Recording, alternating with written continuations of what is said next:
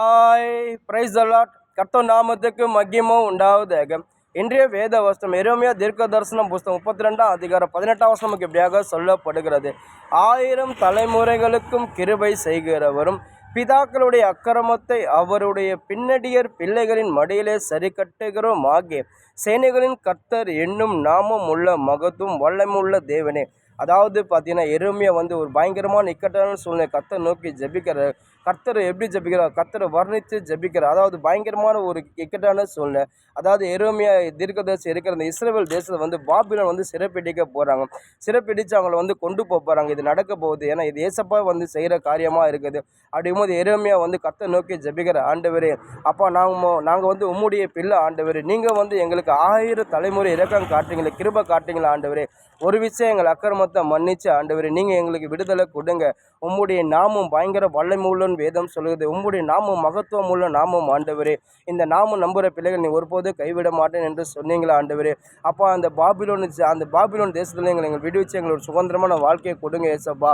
ஆண்டவரே எங்கள் தோல்வி நீங்கள் ஜெயமாக மாற்றுங்கன்னு சொல்லி எரேமியா கர்த்தரை நோக்கி ஜெபிக்கிற ஏசப்பா. எரேமியா ஜெபத்தை கேட்டு அதுக்கப்புறம் பார்த்தீங்கன்னா பாபிலோன் சிறை இருப்பு இஸ்ரவேல் தேசத்தில் விடுவிச்சு அவங்களுக்கு ஒரு சுதந்திரமான வாழ்க்கையை கொடுக்குறாரு. இன்றைக்கி நம்மளோட வாழ்க்கை நம்ம ஆண்டோடைய பிள்ளையாக இருக்கும்போது சில காரியம் நம்ம கர்த்தர் சித்தம் இல்லாமல் கர்த்தர் ஆலோசனை இல்லாமல் நம்ம சில காரியம் நம்மளே அதை செய்யும் போது அது மித்தமாக வாழ்க்கையில் தோல்வி வரும்போது அது மித்தமும் பல சிக்கலுக்கு நம்ம வரும்போது நம்ம அதை கண்டு வெக்ஸாகி நம்ம பயந்து ஒரு நாள் இருக்கவே கூடாது. அதாவது நீங்கள் கர்த்தர் சித்தம் இல்லாமல் கர்த்தர் ஆலோசனை இல்லாமல் நீங்கள் ஏதோ ஒரு காரியம் செஞ்சுட்டீங்க, அந்த காரியம் தோல்வி ஆயிடுச்சா, நீங்கள் உடனே ஏசப்பா சமூகத்தை போய் ஏசப்பா கிட்ட ஜெபம் பண்ணுங்க. ஆண்டவரே உம்முடைய சித்தம் இல்லாமல் உம்முடைய ஆண்டவரே ஆலோசனை இல்லாமல் இந்த காரியம் நானே போய் செஞ்சுட்டேன் ஆண்டவரே, இது மித்தமாக என் வாழ்க்கையில் தோல்வி ஆயிடுச்சு, இது மித்தமாக எனக்கு என் வாழ்க்கையில் இவ்வளோ பயங்கர சிக்கலாக இருக்குது, என்னை விடுவீங்க ஏசப்பா சொல்லிங்க ஜெபம் பண்ணுங்க. ஏசப்பா அவங்க நிச்சயமாக விடுவிப்பார். அவர் நம்புகிற பிள்ளைகளை ஒருபோது கைவிட மாட்டார். எரேமியா அப்படி தான் ஜெபம் பண்ணார். அவர் ஜெபத்தை கேட்டு கர்த்தர் விடுவிக்கிறார். அநேக பேர் பார்த்தீங்கன்னா வேதத்தில் பார்த்தீங்கன்னா அநேக பேர் அவர் நாமத்தை குறித்து ஜெபம் பண்ணாங்க.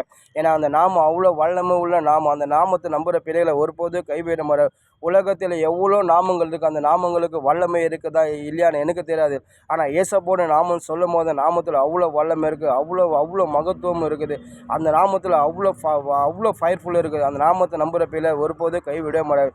இஸ்ரவேல் பிள்ளைகள் அவர் துணையாக இருக்கார். நீங்கள் ஒன்று ஆண்டோடைய பிள்ளையாக இருக்கும்போது சில காரியம் உங்கள் மித்தமாக தவறாயிடுச்சுன்னா அந்த ஏசப்பா கிட்ட உடனே போய் அதை மன்னிப்பு கேட்டு ஏசப்பா என்னை மன்னிச்சுருங்க, இந்த காரியம் என் மித்தமாக நடந்துச்சு ஆண்டு இது நடந்துச்சு, இதுலேருந்து என்னை விடுவீங்க சொல்லிங்க ஜெபம் பண்ணு. கர்த்தர் நிச்சயமாக உங்களை விடுவிப்பார்.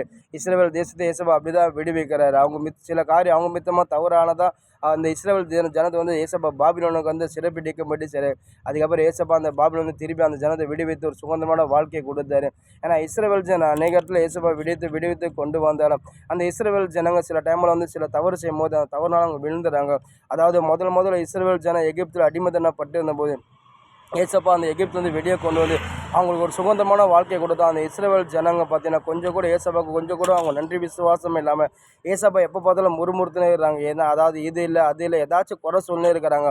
ஏசப்பா அந்த ஜனங்களை என்ன தான் அவங்க மேலே கோபம் வந்தாலும் திருப்பி அந்த ஜனங்க ஏசப்பாவுக்கு திரும்ப ஏசப்பா அந்த ஜனங்களை மன்னிக்கிறார். இன்றைக்கி நம்ம ஆண்டோடைய பிள்ளையாக இருக்கும்போது சில காரியம் நம்ம கர்த்தருக்கு விரோதமாக கோபமாக நம்ம நடக்கும்போது, கர்த்தருக்கு விரோதமாக சில காரியம் நம்ம தவறாக நடக்கும்போது, சில தவறு மித்து நம்மளுக்கு வியாதி வரும்போது, சில தவறு மித்து நம்ம வாழ்க்கையில் பிசாசு வரும்போது, சில தவறு மித்து நம்ம வாழ்க்கையில் சில காரியம் நடக்கும்போது நம்ம ஒரு நாளும் அதை கண்டு பயப்படக்கூடாது. என்ன நடந்தாலும் சரி ஏசப்பாடு திருப்பி போயிடுங்க, சமூகத்துக்கு போய்ட்டு மன்னிப்பு கேளுங்க. ஆண்டவரே இது என் மித்தமாக நடந்துச்சு ஆண்டவரே, நீங்கள் என்னை ஆண்டவரே என்னை மன்னிச்சு என்னை விடுவீங்க சொல்லி ஜெபம் பண்ணுங்கள். கர்த்தர் நிச்சயமாக விடுவிப்பார். நம்புகிற பிள்ளைகள் ஒருபோது கைவிட மாட்டார். ஆமென்.